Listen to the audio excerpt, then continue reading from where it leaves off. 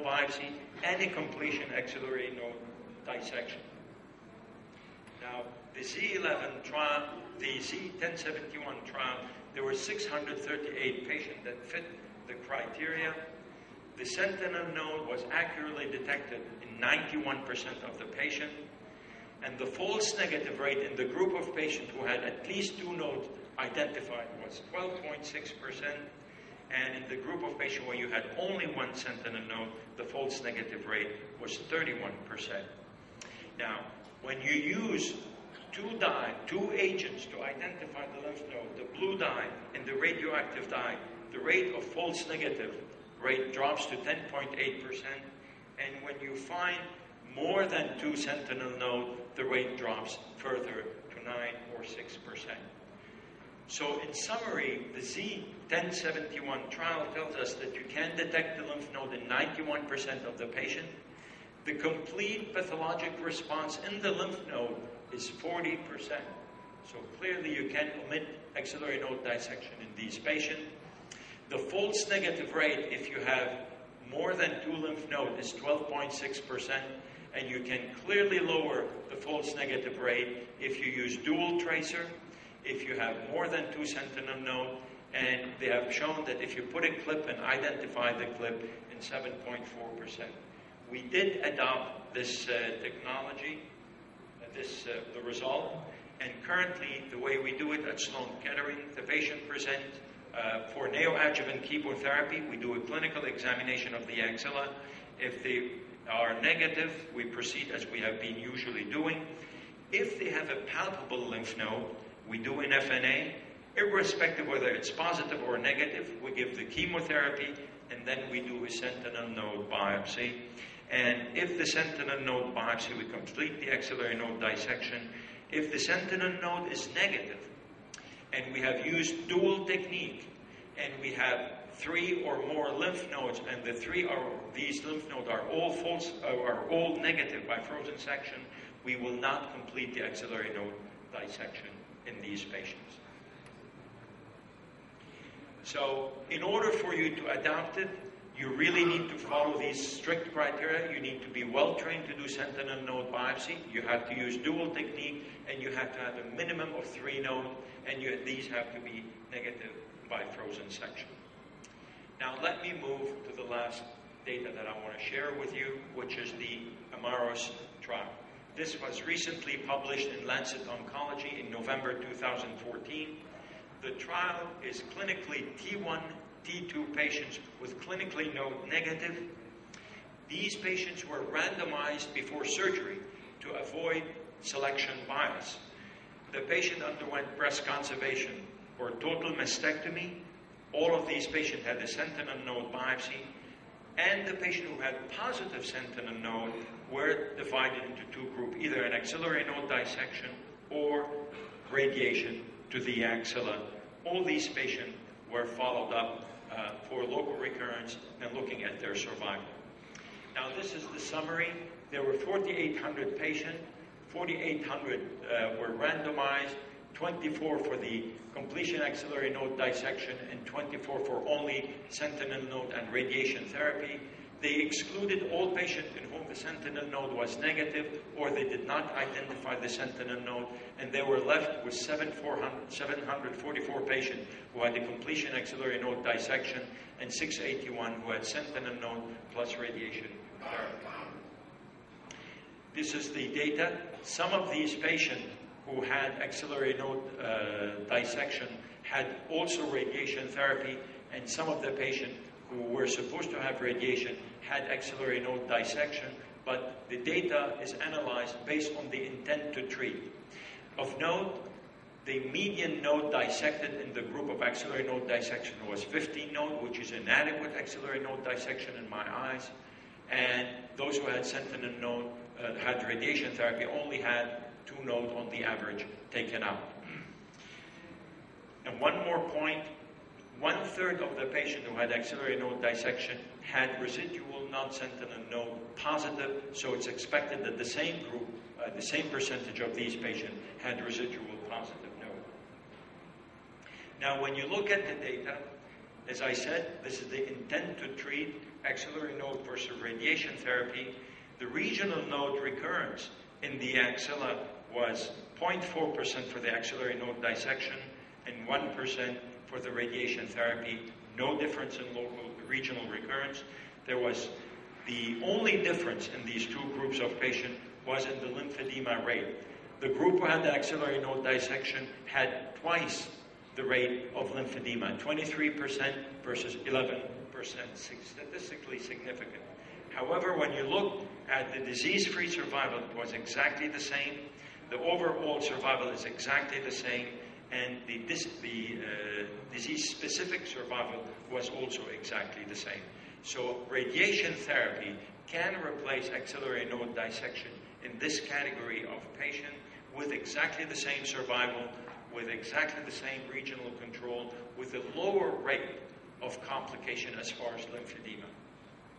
And this is the graphs. This is the disease-free survival for axillary node dissection versus radiation, and this is the overall survival. Exactly, the graph are almost superimposable. So currently, the current standard management for the axilla in 2014, the patient presents, you do a sentinel node biopsy. If the sentinel node is negative, that's it, no further surgical treatment to the axilla. If the sentinel node is positive and you're planning breast conservation, and if the patient follow the Z11 criteria, then we would not do any further surgery or any further regional treatment to the axilla. If the patient does not fit the Z11 criteria, then either we complete the axillary node dissection or we consider adding radiation treatment to the axilla, depending on how extensive the disease is present in those sentinel nodes. In patients who have a total mastectomy, we do a completion axillary node dissection in all patients who have positive sentinel node, or if they are planned for radiation treatment, we may consider giving them radiation treatment only. Where are we going in the future? What are the questions that we need to address? Can we extend the Z11 criteria to patients with mastectomy? This study has not been done, but I think we are considering looking into that issue. Perhaps maybe we could avoid completion axillary node dissection in mastectomy patients. And in what patient can we completely omit the staging of the axilla? And as I mentioned to you, maybe by looking at the biological marker, we can identify a group of patients in whom lumpectomy and anti-hormonal therapy is all what we need, and perhaps we can omit radiation therapy and omit even axillary staging in those group of patients. And I think I'll stop here, and perhaps we could start having some questions. Thank you for your attention. Thank you very much, Professor Mahmoud Al-Tamer. Now, may I invite all the speakers to come with us here, please, on the stage, so they can receive questions and comments.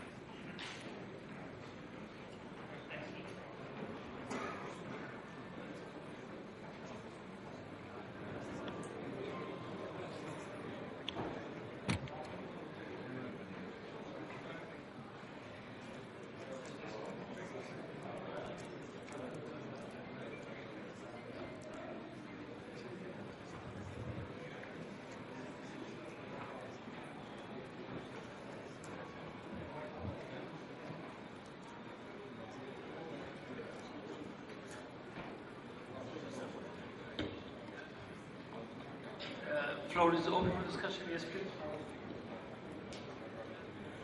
Thank you very much. I think I have two questions.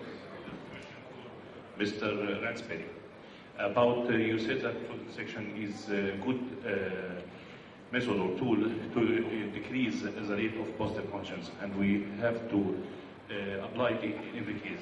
Should we apply it for every case? In my practice, we applied it for the learning curve for the first part, and then I just do it in ductal carcinoma in situ cases only. Is it right or wrong? I think it depends on two things. One, what your local setup is. Do you have pathologists that are used to doing it? They're used to interpreting frozen section. Actually, DCIS is not easy to make a definite diagnosis on frozen section. Neither is a negative or positive margin after neoadjuvant chemotherapy or in lobular carcinoma. So there are some situations where it's actually quite difficult to make a call on the frozen section. As I alluded to in my talk, and I'll talk a little bit about this afternoon, I think it also depends on what the sequel to the positive margin is going to be. If you're doing a straightforward lumpectomy, then it's a fairly easy matter to take the patient back and do a re-excision. Obviously, it's another admission for the patient. If, on the other hand, you're taking someone through a 2 or 2.5 hour operation, such as a therapeutic mammoplasty, and you have a positive margin, that's actually, and many of those people had to be converted to mastectomy because you're never quite sure, unless you have a very good method of identifying where the specimens are, of where that positive margin is. So I think to have the reassurance of a negative margin during a therapeutic mammoplasty, and sometimes we'll send 7, 8, 9 frozen sections off to the pathologist and may repeat them after a local margin excision, then in that situation I would feel very uncomfortable doing an operation without the backup of frozen section. But you have to have the things set up. You must speak the same language as the pathologist, understand what they mean, aware when they can't make a diagnosis because they're uncertain, and have a good multidisciplinary discussion about each patient. The second question is Mr. Gulwaka. You mentioned that in young females, the incidence of recurrence is higher than the old female and also in the large-sized tumor. But we confronted with young females, large tumors, and she wants to preserve the breast. I think the best thing for her is neoadjuvant mastectomy and reconstruction, but some of them insist to have breast conserving surgery. What's the situation with you in this case? Well, as I said, I mean, you're talking about the margin. Yeah, okay. If it's suitable for a breast conserving surgery, of course, it's always open for lady to make a breast conserving surgery. I mean, it depends on how you talk to your patient, because you have to give a perspective for your patient, that how it would look after the surgery. If it is reasonable for her, of course, you can go on with oncoplastic techniques, of course, by symmetrizing that with the symmetrization of the opposite breast as well. So breast conserving surgery, when you say that breast conserving, that doesn't mean that it's a simple conserving surgery. So you have to think that it could be it's an option for the patient, would be an oncoplastic surgery. So you have to consider all the options in front of your patient, including mastectomy plus reconstruction, breast conserving surgery by means of simple or level 1 or level 2 oncoplastic surgery, plus the surgery on the opposite breast.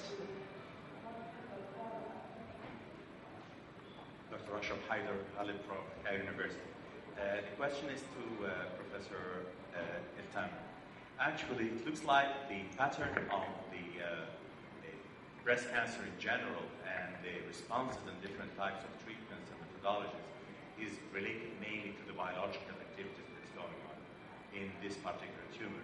So my question is, is there any method by which non-invasive or minimally invasive techniques like determination of the DNA ploiding pattern that can give us an index about the proliferation, which looks like also an important component in determining the different subtypes of biological cancer of the breast. So if there is any minimally invasive things like determining the ploiding pattern, is the ploiding pattern of value in this? Or we should get the tumors out and do the 4 or 5 microarrays to determine the future plans of treatment? The microarray could be done with a very small amount, and you could do it percutaneously with a core needle biopsy. So if you have a small amount of tissue, it could be sent for microarray very easily. As a matter of fact, at this time, even the Oncotype DX, even with small tumor of less than 0.5 centimeter, they're trying to work on it. So you don't need to excise the whole tumor to have an idea about the biological nature. The real question is the heterogeneity of the tumor. And that, at this time, we've been unable to answer that question, which is you take a small core needle biopsy, does that small core needle biopsy represent the whole tumor? But we are facing the same problem. When you take the whole tumor out, you're going to take one section and send it. And is that section specifically representative of the whole tumor? That is a new era that we're talking about, the heterogeneity and the different aspect within the same tumor. Professor Tevin, thank you for your lecture. I want to ask, I hear from Race Fellow that the first generation Oncotype DX in the mammabrain Oncotype DX is no more valid. And PAM50 or maybe another types is more valid because it does not depend on proliferation in disease only, but also it depends on immunological response. Right? I didn't get the question. Yeah, the question is not yet. The disease is, I heard it from Rescue, that's the second generation Oncotype DX like PAM50 does not depend only on proliferation in diseases like Oncotype DX or mammabrain, but also in that another parameter which is the immunological response. My question is, can we get in the first 2 years or 3 years, next 3 years, another Oncotype DXing so we can get another further molecular subtype which is different from the first, from the second. So as a clinician, we cannot build up a regimen of treatment which is maybe valid on the Oncotype old fashion, on the old Oncotype DX, but on the new Oncotype DXing, say 100, not 50, 200 maybe, so we get another molecular subtype. Thank God for that. Science is always changing. And you apply the best medicine of today, and you apply it today. And hopefully, in 5 years it will change and it will get even better. So, yes, are we going to get changes in the biological markers? Absolutely. Thank God for that. Because the more the changes are, and hopefully, the better they are. So, yes. My second question is, are we now treating histopathology or tumor biology? Or if there is any system that can merge both together? Again, are we we are treating histopathology of the tumors or we are treating tumor biology? Is there any system that can merge both systems, histopathology and the biology in one system? Well, this is a very good question. Still to this day, we are using the anatomical or pathologic guidelines, particularly when, for example, if you get a Oncotype DX that gives you its intermediate, what are you going to do? You have an intermediate, are you going to give them chemotherapy or not? There's no data to support giving them chemotherapy. Then you would revert into what is the tumor size of this patient? What is the aggressiveness of this tumor? Is it high grade or low grade? How young is the patient? Is this a young patient or this is an older patient? Now, when you go to Oncotype DX high grade, Oncotype DX high score, and if you have a very young patient and positive node, you're going to use the fact that she's positive node and you're going to give them chemotherapy. Even if they have a low risk, you will still give them chemotherapy. So yes, we did not get rid of our anatomical criteria, but more and more we're starting to thinking about favoring biology. So if you have a patient who is postmenopausal with a positive node, and you have an ER positive and she has a low risk Oncotype score, we're trying not to give them chemotherapy to that particular group. So this is an evolving technology. We have not forgotten our old methods, but they're just mixing them together as time goes. My question, I have two questions actually for Professor Al-Tamer.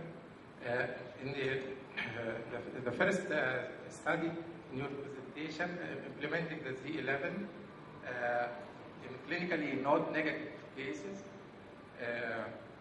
you had more than 20% of your cases at the end showed more than 3 lymph nodes or matted lymph nodes.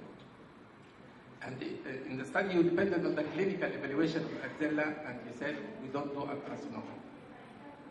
My question is why? Why did you do ultrasonography? Sonography will discover these 3 positive lymph nodes or matted lymph nodes, and you will not do for them sentinel lymph node. You will go directly to sentinel to axillary clearance. I did not get the question. I'm sorry. Why you didn't do ultrasonography to this group of patients? Implementing the Z11 study, you said I depended on clinical evaluation of the axilla, and we did not do ultrasonography in this case. We did not do an ultrasound. Yes. Now you discovered more than 3 lymph nodes at the end, and the matted lymph node, which could be discovered by ultrasound before the... Very good question. And I think this is a very important point to discuss, because the ultrasound can detect grossly positive node. The question is how many lymph nodes are involved. So we had patients that came from the outside who had already an ultrasound and had an FNA with a positive node. The way we handled those patients, we repeated the ultrasound. And we tried to identify how many nodes were positive. And if we found more than 2 nodes enlarged, we FNA'd all the nodes. And the minute we had more than 2 nodes involved, proven by FNA, we immediately went to an axillary node dissection. Mind you, there are very few patients like that. With this 2,000 patients, very few patients you identify. Because most of these patients have palpable disease for them to have 3 or more positive nodes. That's why you can screen them before that. So we abstain from doing an ultrasound because it may confuse you. And many times you do an ultrasound, you get an FNA positive, and you do a completion axillary node dissection, you get 1 or 2 nodes positive. Why did you subject this patient to a completion axillary node dissection? So the ultrasound could be confusing to the clinician, and that's why we decided not to do it when you have a clinically negative node. Okay, my second question, the second group of patients with clinically positive lymph node going to neoadjuvant chemotherapy, and then you will do for them after finishing the neoadjuvant, you will do sentinel lymph. Is it still sentinel? I mean, if a patient with clinically 5 or 6 lymph node positive and they receive neoadjuvant chemotherapy, still you say that the sentinel lymph node, if it is negative, it represented the whole axilla? Very good question. And this was the question that we wanted to ask ourselves, and that's why we applied this technology to patients with neoadjuvant chemotherapy after the 1071 trial. 40% of the patients who are clinically node positive turned into clinically node negative. And that's why, in order to have a lower false negative rate, we insist on having a minimum of 3 lymph nodes. We insist on having dual dye technique, and we insist on making sure that these are negative by frozen section. We are applying this technology right now, this philosophy of the 1071 in our practice. Hopefully within the next 2 to 3 years we give you the result of that. We're very comfortable with it so far. When we are in the axilla, when you do a sentinel node biopsy, you're not only extracting the lymph node, but you're palpating the axilla to make sure that there is no residual gross disease that you have not taken out. And in our experience, in a patient who has enlarged lymph node or totally fibrotic lymph node, which may still have harbor cancer, they will not be picked up by a sentinel node. And that's why you may not see the sentinel node. And that's why you go immediately for an axe dissection if you don't see the sentinel node. Any other questions or comments? Yes, please.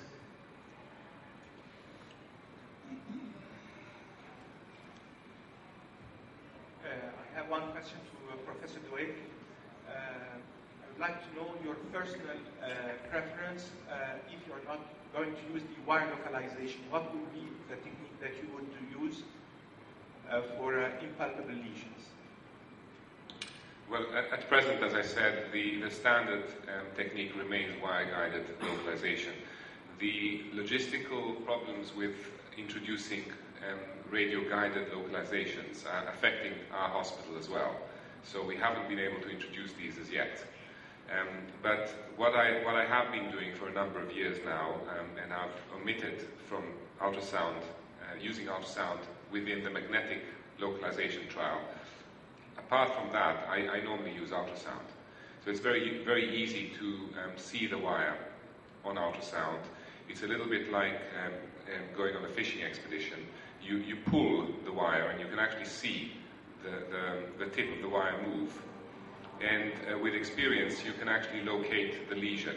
It is difficult. The ultrasound probe that we have in theatre is not of the same quality as the one the radiologists use in the department for imaging.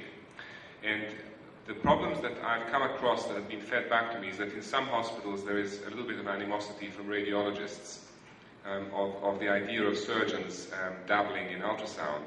And the way to tackle that is to distinguish between an ultrasound, a handheld ultrasound probe, which is an extension of clinical examination, and a proper departmental machine, which is there for characterizing complicated lesions. So, you know, the distinction is very clear to me, in my mind, of what you do with one and what you don't do with it. And, of course, my wife is a radiologist, so I don't want her to be out of business. Thank you. Okay, thank you very much. I think we have to conclude this session, and I want to thank all the speakers for their really excellent presentations. I want to thank Professor Osama, my co-chairman, and the audience for your participation. Thank you very much.